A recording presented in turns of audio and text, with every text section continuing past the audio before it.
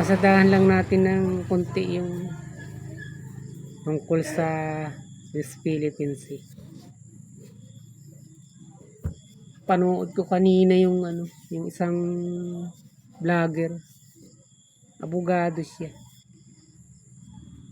Tapos yung tungkol sa Miss Philippines ang tinatalakay niya. At lalagyan nga natin ito ng struktura doon dahil yun nga ang gusto ni BBM. Para ipatunayan nga na tayo talaga ang may karapatan doon na magtayo kung ano man yung gusto natin kahit yun hindi tayo pwedeng hadlangan doon. Yun yung kanyang mga pagdidiin pa na talagang gustong gusto niya na talaga na gawin ni BBM yung sa sinasabi na lalagyan ng mga struktura dahil nga sa yung ayungin siya lang tinutukoy dito yung kinakalagyan ng ating BRP Sierra Madre at ito nga ay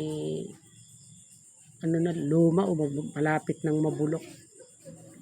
Di bali siguro di yun ang magiging headquarters na doon. Kung ano man, malaki man o maliit yung tatayo doon. Pero ano't ano man, ang pagsasagawa nito o yung balak na gagawin nga natin na maglalagay tayo ng struktura doon. Para, yun nga, igigiit natin na atin naman yun. Walang pwede sa ating makialam at manghimasok doon. Kaya alam naman natin tinututulan nga ng China. Di siyempre, maganda yun sang-ayon talaga ako doon. Atin yun, di ba? Pero ang gusto kong bigyan ng pansin dito. At nag-iisip din nga ako. Yung paulit-ulit na sinabi nung abogado. Sabi niya, atin yan. Sana malagyan na nga talaga agad ng struktura dyan ni Pangulong Marcos. Para ipakita na talagang wala sa atin pwedeng makialam kung anong gusto natin gawin dyan. Dahil sa atin nga yan. Pero ayaw natin ng gira, sabi niya. Hindi naman tayo makikipag-gira. Basta maglalagay lang tayo ng struktura dyan. Sino ba naman nagugusto sa gira, sabi pa niya. Hindi siyempre nga naman, di wala. Pero alam naman natin, tinututulan nga ng China. Siyempre nalaman din nga ng China na maglalagay dun eh. Iniintay nga lang nilang mabulok yung Sierra Madre. Sisipain na tayo ron. Siyempre claim nga nila kanila yun. Pero hindi naman tayo papayag din. Kahit ako naman. Dahil nga atin nga yun. Diba? Malapit sa atin. Sila ang layo-layo. Nangaangkin nga sila. Tayo pa na mas malapit dun. Yun ang pinakasimpleng logic na lang dun. Kahit wala pong sabihin mong mga international ang hahatol kung kanino talaga yung mga lugar na yung Ratlis ba o yung Ayungins yun, Carburos yun. Talagang atin tayo magkiklim dahil mas malapit sa atin. Kung sila malayo nagkiklim, di tayo pa na malapit. O, diba? O ngayon, doon tayo sa pinupunto ko. Sabi nga nung vlogger na nung abogado, dapat ay tayuan na. At pero hindi ibig sabihin gusto natin ng gira. Ayaw natin ng gira. Basta tayuan na kaagad ng para maipaalam natin, pag-iita natin na yung talaga, yung Philippines sa atin talaga. Pero ayaw natin ng gira. Ulit-ulit yung sinasabing ganun. Sa payapang paraan lang ang gagawin natin. Pero inaapuhan ko talaga sa isip ko. Saan kaya kukuha ng iginiit mong isang bagay sa isang nagmamatigas na tao tapos alam niyang malaki siya at kaya kanyang tirisin na walang gira na mangyayari o walang malubhang o wag na lang natin bagitin ang gira parang nakakatakot na walang malaking hadlang ba o magkaganapan ang maaari nating asahan samantalang ipinipilit mo nga yung ayaw nila. O hindi ba? Siyempre pag nagagawa ka na ron, yung mga pagkain lang o yung ginagawa nating resupply sa BRP, hinaharang na. Paano pa kung makakita sila doon na dinadala na ron ng mga gamit para tayuan nga ng, di ba, kung ano headquarters, ganun, kung ganun na itatayo nila. O, aasahan ba natin na Walang magaganap dun na sabihin may impinto kung yung harangan man lamang na mas magaan o katulad lamang ng pagharang nila sa mga naghahatid ng supply dun. Yun ang inaapuhat ko sa na bagay doon sa sinasabi na yun nung abogado. Dahil real talk tayo. Pag talaga iginiit mang isang bagay, tapos ayaw ng isang tao, sa tingin ko'y, hindi yun magre-resulta ng pahingian na lang kayo. O ibig sabihin na, o sige, makulit ka rin, sige, yun na nga yan. Parang hirap nun maisip na ganun ang mangyayari. O diba? Parang hirap isipin may ganung mangyayari. Isa dun sa naiisip ko na pag kayo nagmatigas, talagang hindi lang harang aabutin ninyo. Amang ko lang. Dahil siyempre, ayaw ko rin naman na mangyayari ang ganoon. Kaya nga, ang tinatawag ko nga rin kung sa amin nga kailangan soft approach ang kailangan. Pero siguro nga ibang na yung Pangulo siya na ang arkitekto ng mga tinatawag na foreign policy. Siguro nga yung gusto niya yung hard na approach para sa usapin na sa West Philippines o yung angkina ng teritoryo. Di sumunod tayo sa Pangulo. At di gawin na niya kung ano yung talagang plano niya sa isip niya. Nang ika nga maglapat-lapat na ang mga kawang. O, diba? Siyempre kanya-kanya silang diskarte. Si Duterte, gusto ni Duterte mga soft approach lang Ayaw ko nang babag. Pero huwag mong kukunin yung mga bahura namin yan at siyempre kahit pa paano mag-aaway talaga tayo. Itong ating Pangulo ngayon, gusto niya talaga na kung mayroon man at dumidikit nga lalo sa atin, talagang umalis kayo riyan. Hindi kayo rito. Gusto ko rin mangyari yun. Yung kay BBM na yun. Pabor din ako dun. Kaya lang nga, talagang masalimuot kung paano nga sinasabi nung vlogger na yung abogado na ayaw natin ang gira. Pero magtayo na tayo ron. O diba? Ikaw nga mag-isip. O kayo nga ang mag-isip. Parang talagang isang bagay na mo ring desisyon. Sabi nga nung nakaraan, nabanggit ko na rin ito. Nung nakaraan, nung mga panahon ni Aquino. Hindi nga simpleng sitwasyon. Kaya, hindi rin simpleng solusyon. O kaya nga, hindi simpleng sitwasyon. Tapos, ang magiging solusyon mo lang pala, kailangan mo magtayo ron ng struktura. O. Samantalang sinasabi nga na kahit nung mga nagdaang Pangulo pa mahirap nga yung sitwasyon. Kaya ang solusyon, mahirap din. Tapos mukhang isusolusyonan lang kaagad na parang dalin-dali lang magtatayo ng struktura sa iyong insyon. Ano kaya?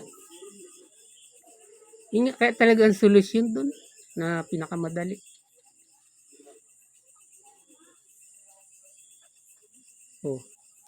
Yung mga bagay nang iniisip-isip kung anong nagsasalita yung vlogger na tinatalakay niya kanina na panood ko. Tapos iniisip ko yung mga pananalita niya. Talagang, ano ba ito? Para nang uupat lang talagang gusto niya talaga ng diplomasya lang. Dahil kung diplomasya lang naman yung sinasabi niya na ayaw daw niya ng gira. Ayaw natin ng gira. Hindi niya masyadong bibigyan din na magtayo dun. Kahit pasabihin mo atin yun. Ako, gusto ko rin yun. Pero baka ang mangyayari lang naman magkukurumbisti lang tayo kumbaga sa manok. Diba? Yung natulog sa laban. Yun, at tawag dito sa amin ng kurumbisti. Nalaban pero natulog siya. Yun ang sinasabi ko. Sino man naman nang-aayaw na maging atin na talagang malinis na wala na tayong kaagaw dyan katalo. Atin yun na, di ba? Kaya lang nga, di inaapuha po nga kung paano ngayon maging atin na magiging malinis ang mga pangyayari. No, tapos, ang pinupunto ko nga siyempre, para nabanggit ko kanina, di ba? Mas gusto ba niya, inanguupat ba siya o talagang desidido siya sa kalooban niya na gusto lang angkinin natin yung lugar na yun, yung Ayungin Insul. Lahat ng mga partero na sakop natin. Parang yun ang pumupuko sa isip ko. Sa pagtalakay na yun ng abogado kanina. Vlogger siya. At big name na rin. Mahilig ako manood sa kanya dahil maganda rin siya tumalakay. Palibasa siyempre, abogado nga siya. Hindi ko katulad na itong mga ginagamit na words ko talagang pang ano lang to. Kumbaga yung mga street words lang. O yung mga pangmasa lang na mga termino nagagamit yung pananalita rito. Pero sa akin naman okay lang basta maipahatid ko ng buong buo sa mga katulad ko. Yung mga talagang hindi nun masyadong malalim yung kanilang mga terminong kailangang malaman. Yun lang may importante sa akin. Maunawaan nila kung paano yung mga bagay na gusto kong sabihin, iparating din sa kanila.